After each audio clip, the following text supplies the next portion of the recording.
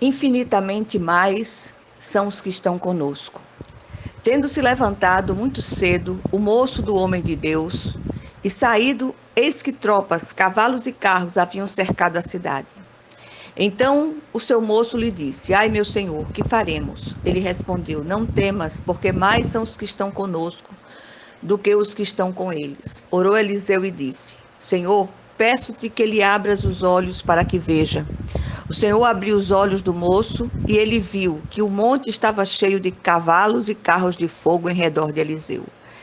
Segundo de Reis 6, 15 a 17.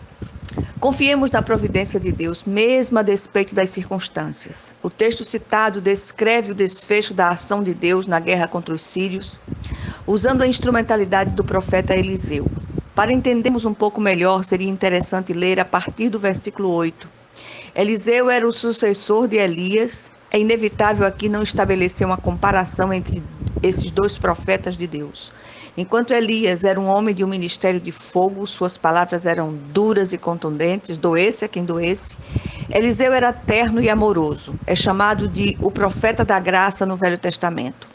Enquanto Elias, ao falar, se assemelhava a um trovão, Eliseu parecia uma brisa suave. Quando o terrível exército da Síria, sob o comando de Ben-Hadad, levantou-se contra Israel, cujo rei provavelmente deveria ser Jorão, filho de Acabe, o terror tomou conta de todo o povo.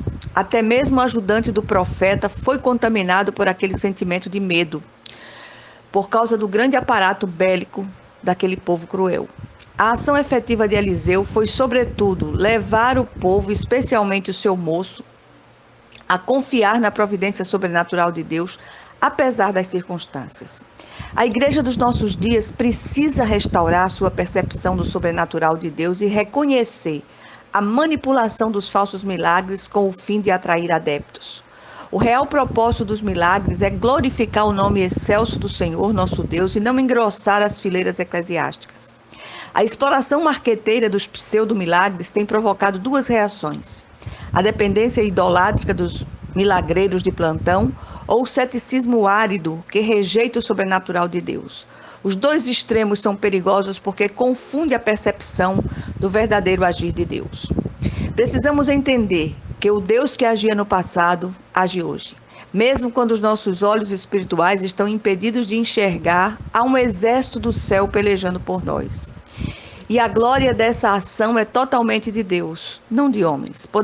Não podemos perder de vista que o nosso Deus é o Deus dos milagres e move o sobrenatural ao nosso favor.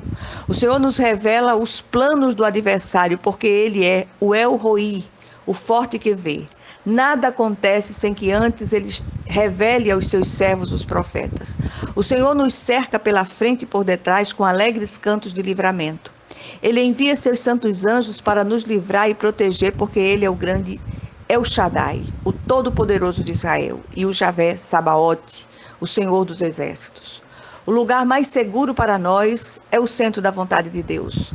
Precisamos aprender a andar segundo o cronograma divino, que não obedece aos ditames de seres humanos apressados. Tão somente entreguemos e confiemos, o mais Ele fará. Que seja assim em nome de Jesus Cristo. Amém.